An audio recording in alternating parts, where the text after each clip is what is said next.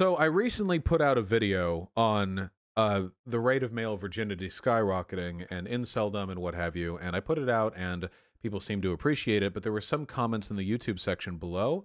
One of them was that I kept saying to people, and I usually make this recommendation, I think it's a good one, don't be weird in a social situation. And that's something that I said maybe a little too earnestly, and it was pointed out in the comment section that that's completely unhelpful. The kind of person who is going to act weird doesn't know what weird means. Uh, so it's meaningless. It's like saying don't act bad, you know? Like, okay, real helpful advice to people looking to change their behavior. And there were some other people saying that I was essentializing the problem of increasing male virginity, that I was saying it's the fault of individuals. That's not the case. Let me give you guys an allegory, okay? Let's say you have a city, and that city has crime in it, as cities do. Now, one crime that takes place fairly often, and has happened to me an unfortunate number of times, is getting your car broken into. If you leave a backpack or something of value in there, sometimes people will just smash the window, grab it, and run. Some cars don't even have alarms, you know, so it's relatively risk-free crime. Now, let's say that in this city, the rate of crime is going up. Now, this is a systemic problem. You can't fix the rate of crime going up by telling individual people to behave better. It doesn't work that way. You have to address something, usually poverty or some kind of social unrest. But that doesn't mean that it's not helpful to give individuals advice on how to avoid being the one to have their car broken into. So when I park somewhere, I either make sure I don't have anything valuable in that car, or I make sure that it's well hidden so that people aren't incentivized to break into it to steal anything. Now, if I were to give that advice to somebody, would they accuse me then of individualizing the systemic problem of car break-ins? Probably not. And I'd say to that, if they did, that, hey, it is a systemic problem, but you should still do what you can to make it in this fucked up world, okay? Whether that mean putting the Nintendo Switch that your wife's boyfriend gave you underneath the car seat so that nobody else will break in to take it, or whatever needs to be done. So I want to talk a little bit about this don't be weird thing. It is true that we have really serious social problems in this country and in others like ours that keep people, in my opinion, especially men, from forming meaningful social relationships. From the car culture to a lack of shared spaces to toxic masculinity, whatever that means to you, it's hurting men mostly. But individually, I still think, because I'm not a pessimistic guy, I still think that every individual person in my community should feel as though they have the opportunity to maximize their chances at happiness. So I want to talk about that for a little bit. Now, I want to be totally clear. I am an antisocial guy, okay? I don't go out much. Even before the pandemic, I really didn't. And I usually only interacted with other people if they were part of a close friend group, family, or if there was some obligatory social function that I had to participate in. So I'm not talking about this because I'm some sort of Casanova with a ton of social experience. I'm talking about this because I'm good at explaining things. I want to be really clear about that, okay? Same as if I was talking about, I don't know, basic workout advice, you know? I'm not talking about this because I'm some kind of fitness god. I'm talking about it because I know something and I'm okay at explaining. So, to people in chat, who here struggles socially? And I don't mean light struggle. I don't mean like the kind of struggle that you imagine everyone does. I mean like in a particular and unique way. I guess everyone's going to say that they do in a particular and unique way. Or maybe there's a bias towards that because this is part of an online community of leftists, of all people, you know? I've said this before. This is advice that I've given before, but I do think that one of the best ways to make friends is to find local hobby groups and events and attend those events and then speak with people in a friendly way without expectation or obligation in an attempt to make friends or to exercise your social muscles. I said this again recently, but socialization is a skill. You can get better or worse at it. And one of the things that's really, really important to keep in mind is that you should treat it like any other skill. Imagine that you're into jogging or that you're into, I don't know, table tennis or whatever. you can get better at it by trying it again and again, but that doesn't mean that you win every time. In fact, at table tennis, you're going to lose pretty often unless you're playing against a wall. Actually, I guess a wall would always win, wouldn't it? The point is that failing is a part of the process of getting better too, you know? Um, not every day is going to be your best, and failures are something that can be learned from. I think that one of the problems with antisocial people or with people who struggle with social interactions is that every time they're about to meet new people, they hype themselves up so fucking much. They're like really psyching themselves up, like, okay, we're going to talk, we're going to try to make some friends. Okay, okay. And then they get there and you're panicking the entire time and nothing happens. And then afterwards, you feel so deflated because you were so psyched up and you were there for 3 hours and you had some conversations maybe, but nothing really came of it. Nothing permanent. You didn't make a new friend or get a number or anything like that, you know? And there are some problems with this process. And I want to talk about it really quick because a good process for approaching problems is in many cases more important than the likelihood of you actually succeeding in that process. I think that a good attitude towards these things is way, way, way better. I'll put it this way. I would rather be an average-looking person with an excellent attitude towards socialization than a very attractive person with a poor attitude towards socialization. I actually think the former individual has a much better shot at long-term happiness. It's not just about what you start with. It's how effectively you can move forward. So I think one of the things that you have to do, first and foremost, is recognize that much like any other type of personal growth, it takes time, and that any individual social engagement is only going to be a very small piece of a broader puzzle. Don't psych yourself up before going to these events. I'm serious, you know? If you're going to, I don't know, what was a bowling alley? What's a cool thing to go to? A Magic the Gathering game? People out there playing Melee? Whatever it is you're into. When you're out in the club, mini golfing, sure. We can talk about mini golfing some more if you want. When you're out there going to mini golfing, okay? I understand that talking to new people can be very, very stressful, okay? But you have to understand that making friends will only grow easier the more you train yourself to not be stressed by socialization. So you should probably focus first and foremost on not getting stressed by socialization. That when you go to these events, you should see them as what they actually are, not some incredible anomalous deviation from your day-to-day life, but the beginning of a new life where you occasionally make an effort to meet with people. And there are hobbies that cost money, sure, but I guarantee you that there are things that you can find in your area, unless we're talking like super rural living. And if that's the case, I'm sorry, this advice probably doesn't pan well. That don't cost anything. There are walking clubs, you know, that websites you can find and like, hey, every Wednesday at, 4 p.m., we meet this corner and we take this route, and a dozen or so people will just go on that walk, you know? I actually went to one of those walking groups one time. It was around Griffith Park, the mountain range, near, in the middle of Los Angeles. And I went there, and there were about 24 people there. I mean, quite a bit. It was quite a large group. And I want to be clear, I'm not and wasn't in the best of shape. The Griffith Park hiking trail it's not devastating or anything, but these people walked fast and those inclines got pretty steep. And I was really worried when I got there and when we started walking. What am I going to talk to people about? Am I going to look like an idiot, like huffing and puffing, trying to get up these hills, you know? And I was so worried about it. I mean, I was so anxious. You know what happened? Half the other people there were huffing and puffing too. Seriously. Because a lot of those people were there for the same reason as me. Hadn't socialized in a while, wanted an excuse to get some fresh air, wanted to meet some new people. And those people are easy to talk to too, because they're there for the same thing as you, to socialize, to work those muscles. Well, in that case, physically and metaphorically. What city did you live in? That was Los Angeles.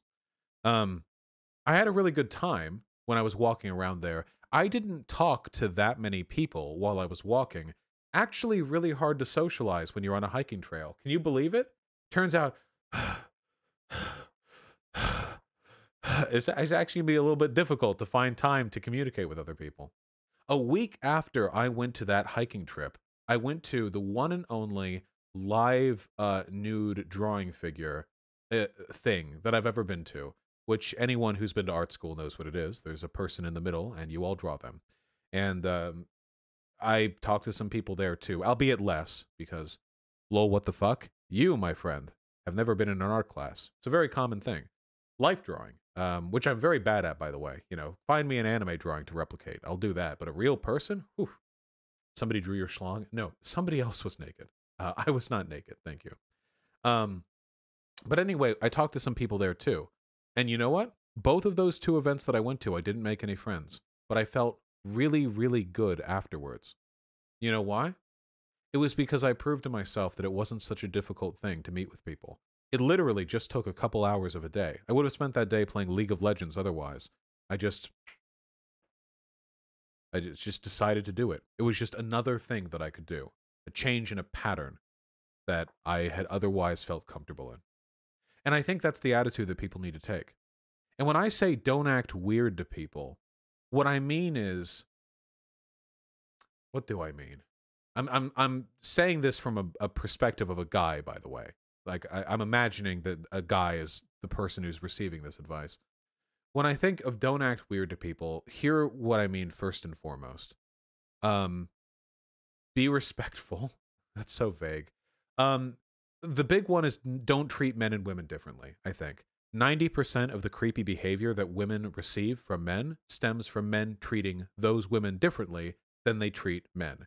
This sounds kind of weird, but you should probably treat women the way you treat men. Probably not the other way around, because often that would just double the problem. I've seen this. I saw this in high school too. Guys will they'll talk to the guys and they'll act totally normal. Totally normal. But then they'll talk to a girl and it's either some incredibly cringy, I'm falling apart over here, I can't even speak kind of deal, or they're posturing super hard. Yeah. Hello, ladies. Haha, you're looking great today. Wow. Oh, God, one of the things people do, this is the advanced form, okay? So some guys will look at men being creepy to women and they'll think, okay, I'm gonna not gaslight, sorry. I'm gonna lampshade that behavior. I'm gonna walk up to this girl. I'm gonna say, ugh, men, am I right? We're such brutish animals. Not like me, though. I'm different. That's one level up. I honestly think that's worse than the first approach. Again, I'm not a woman. I've never been approached I've been approached by gay men. I've never been approached in the way that many women are approached by men. But I have a feeling that most women would rather you act awkwardly flirtatious than you go up there and performatively denounce other men in an effort to come off like the one good one. I don't know. It just seems like something they wouldn't like very much. I'm inferring a little bit here. So don't do that. Just talk to them like you would a guy, I guess. Talk about, when you're talking with other people, talk about hobbies and interests and events, and ask them questions about the things they say. This is really simple, but a lot of people mess up in this too. Many people, when they talk to others, are just waiting for their chance to speak. They say a thing, then I say a thing. Then you say a thing, then I say a thing. But that's not good conversation. Really good conversation has a kind of mutual interest. They'll ask you questions about what you're saying, and you can ask them. If you're overly inquisitive, or if you're too doggedly aggressive in pursuing some line of questioning, they could be uncomfortable. But as a general rule, you do want to make it seem as though they're being listened to. I feel like this is not even 101 stuff. This is I don't know. This stuff sounds really basic, but there are full-grown adults who fuck this up day in and day out, Don't complain and roll your eyes about everything. True, well, you shouldn't be unpleasant, that's for sure. You don't want to be aggressive, angry, performatively mean to other people, stuff like that. And you also want to make sure the other person is interested in talking to you. Have you ever noticed after a conversation, in retrospect, that they didn't want to have that conversation? You're talking with a person for 2, 3, 4, 5 minutes, and you're like, yeah, da, da, da, da, and they're like, uh-huh, yeah. And you're like, yeah, da, da, da, da, da. And they're like, yeah. And you're like, yeah. But, you know? I think everyone's done that to somebody else at some point or another, but it's just something to be, considerate of, I think. You want people to be interested in actually talking to you. That would be ideal. Well, yeah, but I always just assume nobody likes me, so I can't tell the difference. I understand the thing that leads to that mentality, but I think that actually, you're not just setting yourself back, you're setting other people back as well. The problem with assuming that nobody else wants to talk to you is that A, you will by default come off as antisocial to the people around you, which will make them uncomfortable. That, what would you call it, vibe, that tendency, it radiates outwards, and people can see it when that's happening. And self-deprecatory humor in particular has long been the inciter of awkward chuckles from the people around you. But unless you're with close friends who know what you're doing and why you're doing it, can often make others uncomfortable as well. But additionally, confidence really is the key to being able to have any successful social interaction. A lot of people, when they think of confidence, they think of like Johnny Bravo shit. But really, confidence in a social setting just means believing that you are worthwhile enough to engage in conversation with the people around you. I'll put it this way, okay? Assume that your behavior is fine, like you're not being super creepy or whatever. I think it's totally okay to just fucking start convos with people. Even if those convos end up not being a big deal, and even if the person doesn't seem to want to talk to you. If you're in a public setting, okay, if you're in like a group, if you're all mini golfing, I think unless that person is clearly doing something else, you have the right to literally just walk up to that person and talk. I know that seems terrifying. You need some contextual reason to talk with them. Your hands need to brush against one another as you reach down to grab the mini golf ball. But no, you can just walk up. You can be on one side of a field, walk to the other side of that field, and just strike up a conversation with somebody. Preferably don't make burning eye contact with them the entire 30-second walk over, but you can do that. That's a thing that you can do. You're totally capable of doing that. What do I say, though? I don't know. Is there something about them that interests you? And don't even think about appearance, by the way. The only time it's acceptable to open conversations on another person's appearance is if they're doing something bold fashion-wise, okay? Or if you know what you're talking about. So if a person is dressed like a JoJo character, it is okay to go up to them and say, holy shit, you're dressed like a JoJo character. That's okay. Or if there's a specific component of their outfit, like your nails look really nice, that's cool too. I actually remember back when I worked as a security guard, I was actually really liked by there was this group of moms who would come by. It was like a couple times a week, but I knew them and they knew me. It was just this group. I don't know, they were doing their shopping routines together. And every time they would walk by, we would talk for a little bit. Bosh, what? Wait, what did I say that was concerning? Anyway, did I say MILF or did I say mom? Wait, I think I said mom. Did I say MILF or are you all inferring MILF? I'm pretty sure I said mom. I said mom, okay? You all said MILF. I said mom. Gaslighting me. Jesus. Anyway, these moms would come by. I assume they were moms. They're older women, whatever. And they bought babies' clothes. So, the point that I'm getting at is that we talked, and I would often compliment their appearances. But not their appearance. They did cool fashion stuff that I thought was nice. Sometimes they would change their hair, and I remembered. Sometimes they would wear, like, really bold colors, like popping, like, vibrant, almost neon clothes against more muted dark grays and blacks. Sometimes they would like dress to the nines. They had something else to do. It was just an easy compliment, and there was never anything weird about that. At least I never got the impression that anything about that was weird, because fashion is a component of deliberate choices that people make to relate to the outside world. It's a way of presenting with others.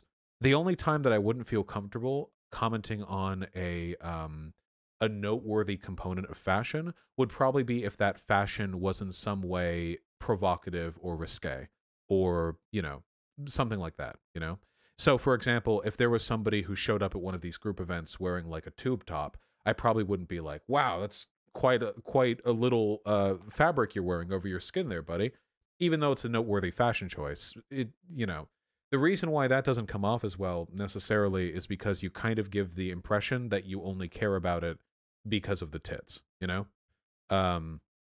which, I mean, now hypothetically, that doesn't need to be the case. It's possible that you can see like somebody wearing a tube top and legitimately appreciate it for the fashion, but in practical conversation, people will interpret it as you making some pass at them. Oh, speaking of making passes at people, don't even worry about it. Okay? You don't even worry about it. All right? People get so psyched up about this. Don't even worry about it. All right? 100%. I'm going to be real with you, okay?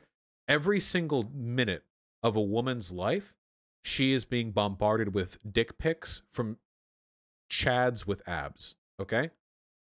Every single nanosecond of their life. Their phone is just like a counting machine full of incredibly attractive chads throwing themselves at her, okay? If a woman at a social event was in any way, shape, or form looking for anything at that event, it is not going to be somebody coming up with a fucking pickup line, okay? At all. It is going to be somebody who's friendly to them. They tend to get that in much shorter supply. So just don't even worry about passes, pickup lines, flirting. They aren't even things you should be thinking of. Just be friendly with people. That's it. And down the line, if you're friendly with the person and you're getting a vibe from them, that could mean something like friendship, like maybe you want to hang out in the future, or maybe they're actually interested in you in some kind of sexual or romantic capacity. First of all, it's okay to play it a little close to the vest. And second of all, if you're curious, you can ask. But, like, there's nothing wrong with that. If you've been talking with a person for a couple of days, or however long, I don't know what time scale we're dealing with here, and if you're curious, like, hey, are you interested or anything like that, you can just ask. I think a lot of the problem that socially anxious people find when they get in these situations is that they assume, or they're so terrified of assuming, that they make other people feel disrespected. So it's bad to like, oh, that girl maintained 27 consecutive seconds of conversation with me. She wants to have her cervix blasted right now. Hold on, let's get on in there, folks. Crack your knuckles, get down. That's not good, unless she specifically told you she wants her cervix blasted, in which case have fun. But equally, it's also not great for a person to signal interest in you and for you to constantly ignore it or downplay it because you're so insecure you can't imagine that they're doing what they're actually doing, and so hesitant that you're not willing to even commit to it when you also want to do something. I'm not just meaning sex, by the way. I could mean like a friendship. But how do I know when that is? That's why you ask. Just don't ask like immediately, right off the bat, in a public social setting or anything like that. Maybe wait a bit of time. Usually in private, that would be preferable, like over a text or some other direct one-to-one form of communication. I don't think that anybody goes mini golfing expecting to get slammed behind the windmill, We're here to make friends. Seriously. Does that make sense? Does any of this mean anything? People in the previous video were criticizing me because they were saying that I was being vague and non-specific with the things that I had to say. So I'm trying to be less vague. And so you just asked, do you want to have sex? When I was in college, I had a classmate who I became friends with. I met her on the bus, or she met me on the bus. And she was very talkative and very friendly.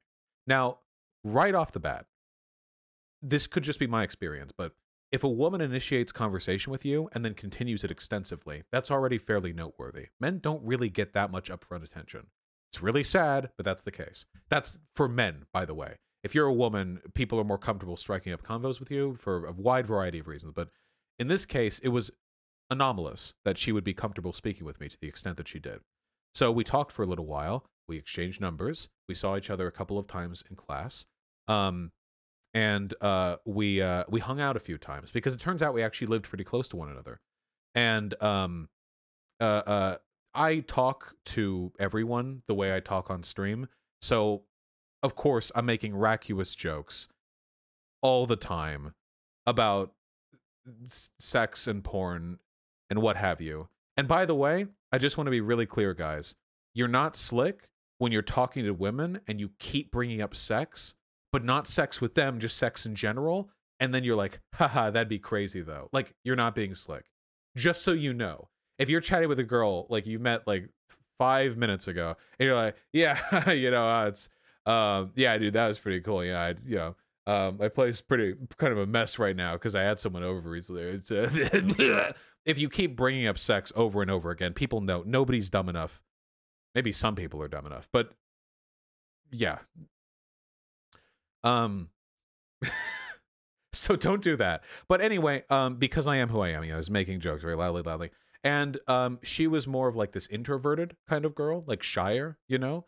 So she would laugh at the jokes, but she wouldn't like then go on to make some joke about, she wouldn't go then make some equivalent joke about like beating people to death with an erect penis, you know?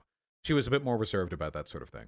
But eventually, while talking with her, I noticed that when I would make jokes like that, she would follow them up with questions. So I would make some joke about, I don't know, cramming a baseball bat in somebody's. I don't know. It's just there's no way to recall these without it sounding weird out of context. But if you can imagine hours-long conversations and whatever stupid diatribes they don't, you fucking weird champ me. You people watch my streams and you know goddamn well that in 3 minutes of a stream starting, we could be on any topic in the universe, okay? You know that perfectly well. You people literally watch me in your free time. You know exactly how this goes down. Whatever, we're done with examples, okay? Whatever the point is, all right? We make the jokes, blah, blah, but she would ask follow-up questions. Sometimes about sex or pornography or whatever. And in the way she did it, it seemed like she was interested in the subject material beyond the joke. And when I noticed her doing that, I was like, did you like want to find out? Or, and it turns out she did. But she gave sort of an initial indicator there by, well, she actually did the reverse. She did what I'm saying you should do. Whereas she had an interest, so rather than just freak out or not say anything or potentially be rude and ask directly, she signaled an interest by showing interest in components of the conversation we were having, which would pull it in a different direction, which is a totally legitimate way of directing a conversation. Does that make sense? If you imagine a conversation like a game between two people, which it kind of is, and it goes back and forth, the goal of a conversation, especially if you're trying to make friends, is to maximize the enjoyment both people get from that conversation. That's kind of what it's like. And both people have to be engaged in that process in order for it to function. But the ways in which you can enjoy a conversation and the ways in which you can benefit from that conversation vary depending on the subject material and the tone and how you approach it. And if an individual thinks that they could potentially get something out of a conversation by adjusting its topic, but don't think it would be prudent for them to just shift the topic like immediately, then what you can do is either follow up on questions that they've asked, or be overly explanatory when they ask questions to you, or they can guide the conversation in one way or another. Okay, you know how all of you are degenerates? Just imagine like you're trying to talk about World of Warcraft lore with somebody. You know how the conversation always rolls back to that or something? Just, you know how that works? Oh, how was your day, Vosh? Oh, it was pretty good, you know? I was just having a good time back at home playing games. Oh, cool, what game? Oh, you know, like World of Warcraft, just some other games like that. Oh, that's cool. Anyway, my sister's miscarriage. Oh, yeah, so do you know about World of Warcraft lore, by the way? There's this guy called Illidan. No, I don't know who Illidan is. Anyway, so Illidan, all right, so Illidan was a night elf who sacrificed his humanity, well, his night elfity, to you can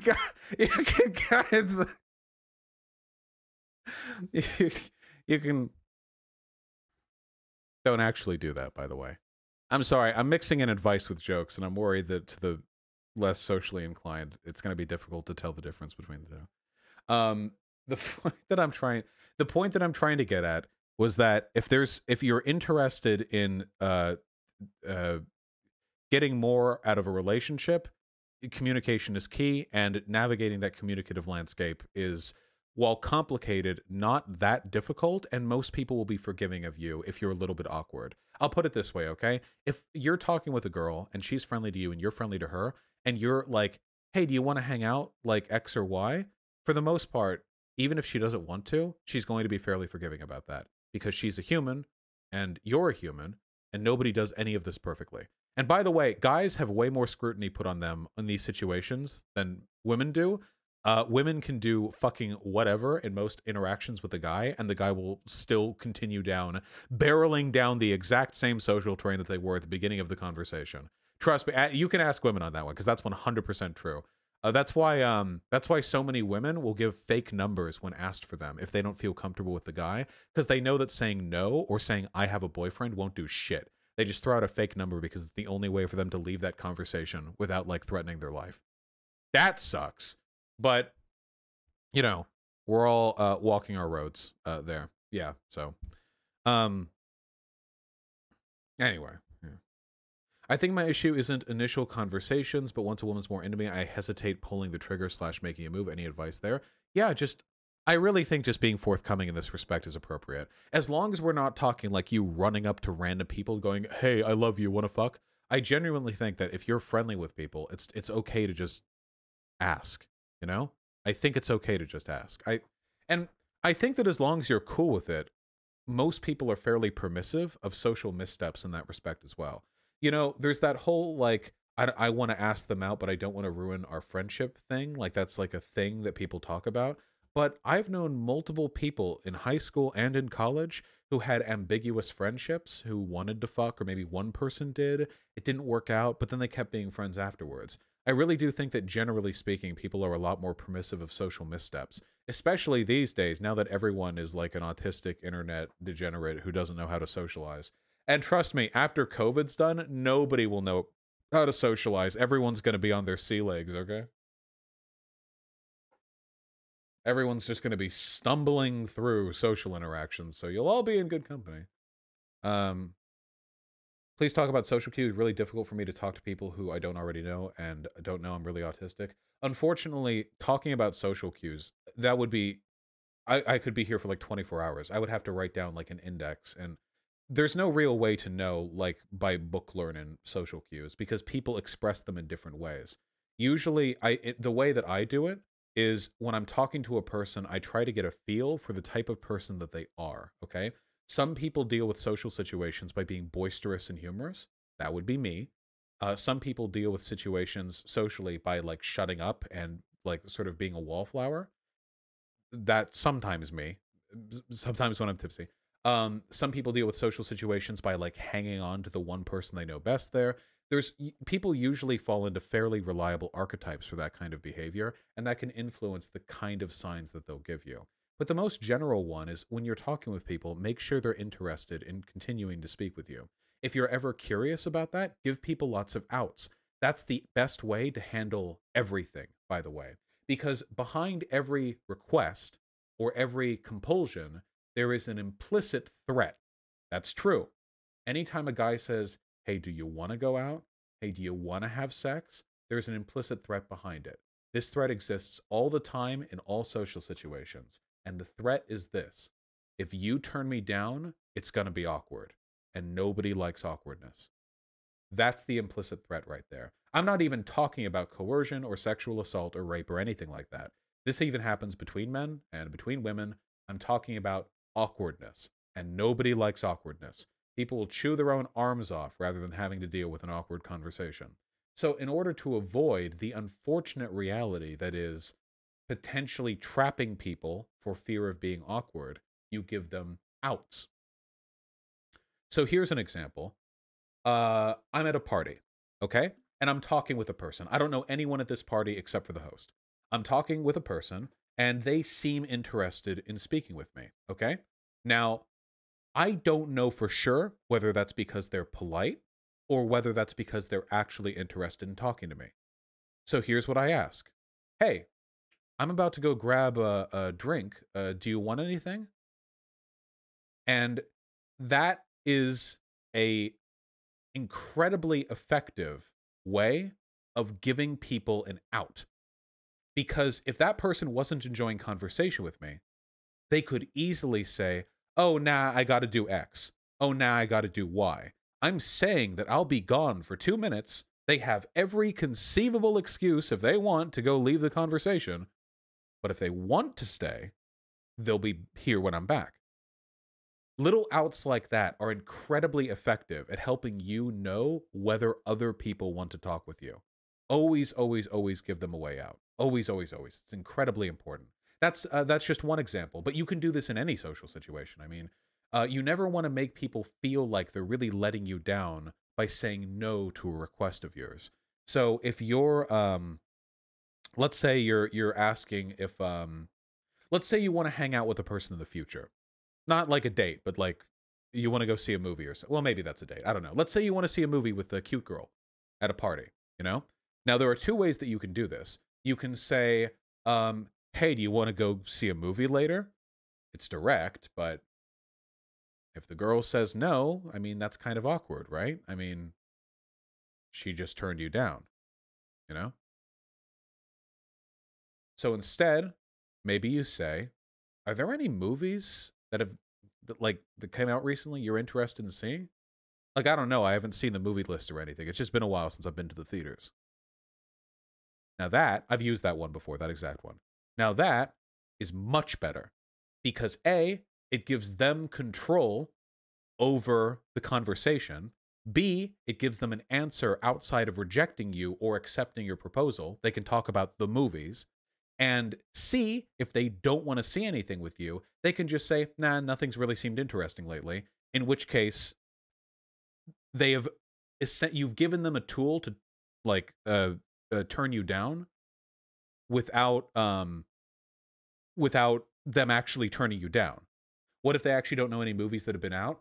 Having been on the receiving end of that, if a person wants to go on a date with you but doesn't know of any movies that have been out, they'll say something like, no, but I haven't been paying much attention. What about you?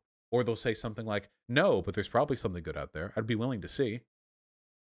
They'll give you a sign. And there is a chance that the person you're talking to is so socially incompetent that they misnavigate these situations. They go with it if they don't want to, or they don't go with it when they do want to. But you're giving them the tools, okay?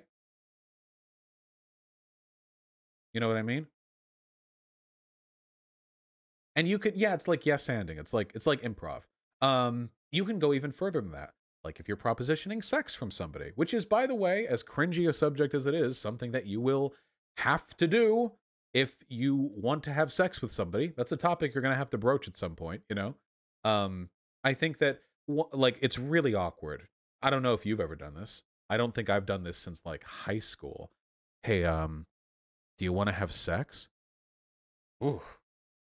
Maybe in some contexts that's acceptable, but and certainly there are some contexts where that's acceptable, but it's so direct and and if they say no, what are they saying? Are they saying I'm ugly? Or are they saying they don't like me? It's like, ugh, awkward, you know? And this is stuff you should only do if you're socially in a situation where there's the potential for sex. You know, don't do this to a person you've only been talking to for 30 seconds. But if you ask leading questions like, say the subject of sex comes up, which we're all young adults in social situations, I imagine it comes up fairly regularly in joke or in so on and so forth, you know. It's if you've been to any party, people make sex jokes all the time. And you ask something like, been a while for you, or something like that, that right there is effective because it's not actually propositioning, but if they want to have sex with you, they have 20 answers to that that directly involve admitting they want to have sex with you. Does that make sense? They can shut it down easier because all they could say is like, what, you know, they could shut it down very effectively. What, you know, like they don't, so on and so forth. But if they're into it, they can answer that like in ways that make it very obvious they want to have sex with you. You know? And you want to be especially careful in situations like this because, hey, listen, folks, hey, you know what? Hanging out with a person, having a conversation with a person when they don't want to talk to you, kind of awkward. Having sex with a person when they don't want to have sex with you, that's rape. Congratulations. We're dealing 6 years in a local penitentiary, and you're a sex offender now. Okay, so you want to make sure the people here are down for the ride. Okay, I hope we assumed that. You know, yeah, want to be. Why are guys so much easier to hit on? I don't find them easier to hit on. Well, actually, the real answer is because you treat women more fragilely. You know, and this is valid, by the way, that women have to put up with a lot more unwanted sexual attention, so you feel like you have to be more careful propositioning them, whereas you know that most guys don't, so you can just go up to guys that are cute and be very direct, and it's not as much of an issue for you because you don't feel as though you're subjecting to them some, you know, some continuous social problem. So yeah, want to be making sure people are down for it, you know. Um, and by the way, some people think that asking for consent is like super awkward. I have to admit, I have never understood that line of logic. I don't know what people are doing. I don't know what sort of consent fulfillment forms you guys are printing out before your sex sessions with other people, but again, this is wildly unhelpful and very intuitive, but I feel like it should be really obvious when people want to have sex with you. I'll put it this way. The term is enthusiastic consent. If you're not 100% sure a person is ecstatic to be having sex with you, then then you should ask, okay? Then you should 100% ask, okay? Because they should be enthusiastic. Why wouldn't they be? It's sex. We're not talking about going to the movies where like maybe you have a headache or whatever. If you're about to have sex for the first time with a new person, whether you're a man or a woman or gay or straight or cis or trans, you should be fucking hyped for it. I don't know where the ambiguity comes in. Usually the ambiguity comes in because guys are just looking for any yes or even a lack of a no, and they get confused when they like pressure a woman into sex and then later she doesn't seem to have liked it. A lot of guys just aren't really trained to expect or appreciate enthusiasm in women. They're taught that women don't actually like sex that much, that it's a thing that they do for men, and that it's basically there for your ego and your pleasure. And because women don't enjoy sex, they're not going to be enthusiastic for it, so there's no point in fishing for enthusiasm. That's a very common attitude amongst men. It is. Yes, it is. It 100% is. That's a thing a lot of guys are taught to believe. So if you avoid that pitfall, I'm pretty sure you should be able to. And if there's any ambiguity, look, I was at a hookup once, a Tinder hookup, you know? Um, and over text, text messaging, this woman was very down, as down as you can. This woman was down horrendous. Okay, this woman was down catastrophic. Okay, if you looked at the text messages, there's no ambiguity whatsoever in intention or enthusiasm. Okay, but then when I met up with her in person, yeah, down apocalyptic. Okay, but then when I met up with her in person, she seemed a little bit down, you know? She was saying that she was down to go through the motions. Hey, let's shower together. I like showering with the people that I hook up with. I don't know. It's preferable. It's shower, it's coming with clothes off, sex, blah, blah. She was running through the motions. She didn't seem super enthusiastic. So after like 5 minutes of like showering, I just like showering before. I guess some people don't. I do, whatever. About 5 minutes in, I talked with her and I was like, hey, so you say you're down and that's great, but are you okay? Like, is everything good? You seem a little bit down. If you don't want to, by the way, it's fine. I'm already getting a free shower. I'm using your water, you know? Little jokes like that really help, by the way. And it turns out that she actually was super down for everything. There was just some personal drama completely unrelated to me that just had her in a bad mood that day, but it didn't affect that. I was the distraction from that. I was the distraction from the bad mood. You know? In which case, okay, you know. But if it had turned out that she actually wasn't enthusiastic, then that's okay. I mean, don't be weird about it, and it's totally fine. You know. You said down with 3 completely different meanings in this anecdote. Yeah, probably. Sorry about that. Somebody earlier typed a big text, a big chat block, and I didn't see it, and I apologize. Can you type it again? You know who you were. You typed out a lot, okay? I saw something about abuse in there. Yeah.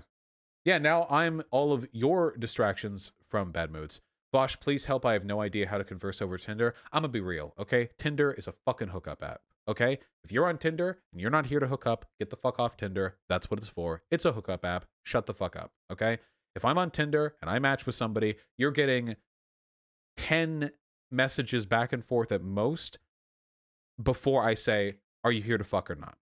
If they don't like that, they can unmatch me. Whatever. It's fine. That's fine. It's okay.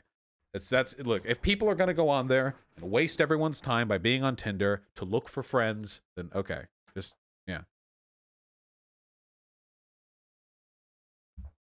Not well, don't say we fucking or not. What I prefer to ask is, so why are you on Tinder? That usually gets you the answer you're looking for. Some people, everyone knows what that means. Why are you on Tinder? They'll either say, you know, if they say something like just looking to see what happens, they're down to fuck. Not you necessarily, but in general, they're down broadly to fuck people. If they say just looking for friends, honestly, that usually ends up being a 50-50 because every single person I've ever become friends with through Tinder who said they were only looking for friends I also hooked up with. So I think those people are also usually just looking for I think that those people are usually just looking for more barriers between their matches and who they hook up with. Does that make sense? Like they're looking for that extra wall, if that makes any sense, you know? There we go. Welcome back. They're looking the extra barricade, you know. Usually want to meet up before anything happens. Well, you can't fuck over the phone. You can have phone sex.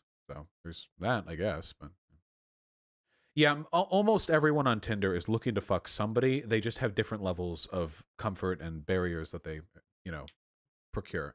But yeah, that's just part of the process. Tinder fucking sucks, okay? Really, Tinder does suck. So don't, please, please, please, please, please, do not, men especially, please do not judge all dating by Tinder, okay? Please, please, please do not, okay? It sucks, all right? Tinder works best for people who are exceptionally attractive, or who fit very neatly within a subculture that always matches for each other. So one example of that, by the way, would be the queers. Okay, when I'm out there on Tinder, I get a match with women frequently, like with men, it's like almost 100%. The gays. If a person has like the LGBT like tag underneath their thing, they're way more likely to have matched with you. If you also have the LGBT tag, tags match with tags. People of similar interest and social status tend to meet with each other. Does that make sense? So yeah, that can. What's the alternative to Tinder and dating apps in modern day? That's what I was talking about. Mini golfing. Vosh, is it natural to feel extremely self-conscious before sex? The human body is naturally gross. Pimples, ingrown hairs, sweat, etc. I mean, I'm going to be honest. No, I don't think so. I think that if you're having sex with a person, you should be confident enough in your body to keep the lights on. Now, if you're not, you can work around that with some lights off, shirt on stuff. But that's something that you'll want to work on. I think a lot of people also make social interaction way worse for themselves because they feel so horribly about their bodies that they don't even think they're worthy of like hooking up with people, you know? Which leads to self-hatey behaviors that also makes it difficult for them to socialize with people in non-hookup contexts. And the only solution to that really is to work on appreciating your body, whether that be a change in your mindset or a change in your body, whatever's healthier for you. But I do think people should ideally be happy with their. Yeah. How do you feel about opening a relationship? Any advice? Just communicate with your partner, and it's totally up to the people. Some people will never be able to do open relationships. Some people will never be able to do closed relationships. That's just how life is. What's your body count? I legitimately don't know. Sometimes I'll vaguely reference the existence of some previous person I've had sex with, and Hyena remembers their name, but I don't. I don't have a memory for this stuff past like a year and a half. So anything past that, I just forget. If I had to guess, I would probably say around 24, maybe a little bit more than that. I'm not entirely sure. I think I used to say it was higher than that. So maybe it is. I genuinely don't know. If I take a look at like text logs, then maybe I'll be able to find. Maybe I'll be able to find a more accurate count or something. Damn, the beard works wonders. Unironically, yes, the beard helps. Thanks. Thereabouts. Twitch chat being cancer? Twitch chat being cancer? No way. Oh, the problem with Twitch chat is that it's filled with Hassan fans, and anytime Hassan in any way, shape, or form mentions anything positive about himself, people in Hassan's chat spam Has mods. Like, we get it, dude, but I can't talk about this without acknowledging that some people do have sex, and that is a part of the that is a part of the conversation.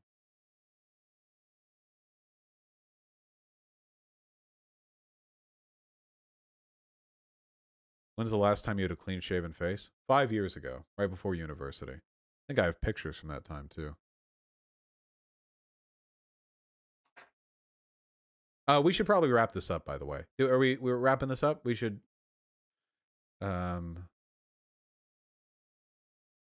Yeah, probably. What's a final... Do we have, like, a final meme? How do we solidify this? I'm trying to think. I'm curious about clean-shaven Vosh. If you type young Vosh in Google, you'll find clean-shaven Vosh. Yeah.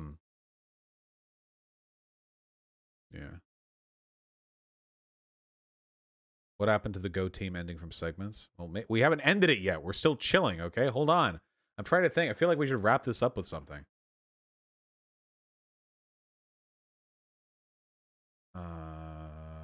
Yeah, no, I'm done. I'm done. We're good. All right. Just stay strong, people. Okay? We need to do.